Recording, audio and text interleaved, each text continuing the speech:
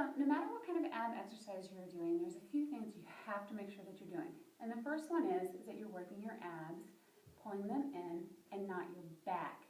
And when you start to feel your back arch like that, it's because it's contracting, and then your abs are lengthening. So now you're working your lower back, not your abs. So the most important thing, no matter what you're doing, is to make sure that you're neutral and that you're pulled in right here.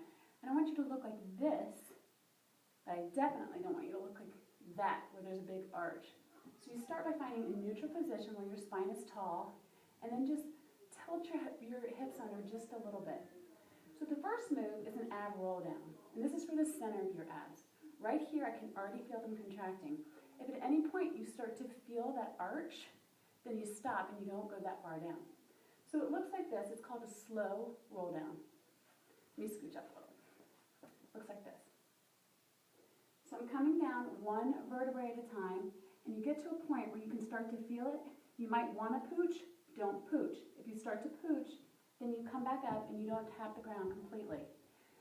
So it looks like this. You tap down, and then come back up. And you try not to have any momentum at all. So sometimes when you get tired, you get to a certain point, and you just go, oh. Try not to do that, and try not to rest at the bottom at all. So it's a slow roll up. Believe it or not, it's easier if you add a weight. It becomes a counterweight. It's like someone's holding your hands out there, and it becomes a little bit easier. So that's the first one, and that's for the center of your abs. For your obliques, I want you to make sure that you're stacked. We're talking about the side of your core here. And by stacked, I mean your hips are stacked, your knees are stacked, your ankles, and also your toes. And then you're going to come down and lay completely on your side.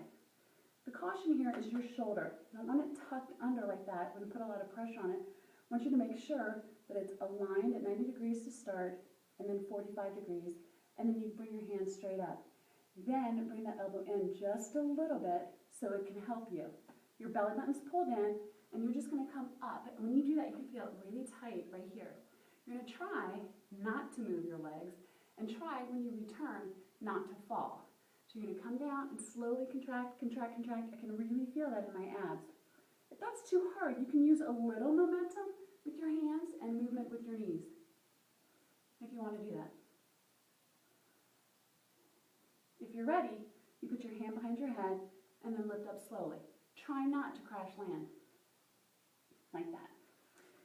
All right, and then the third part is for your lower abs. We already talked about the center, we talked about your obliques, now we're going to talk about your lower abs. These guys are hard to get control over.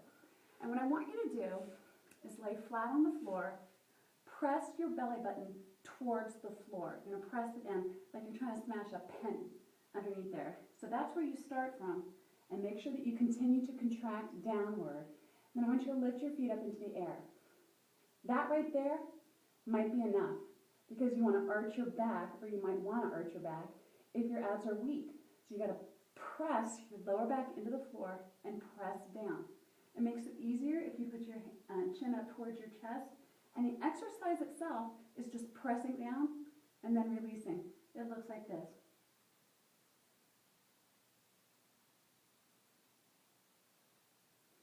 Doesn't look like much, but I'm working it, and I'm working my abs.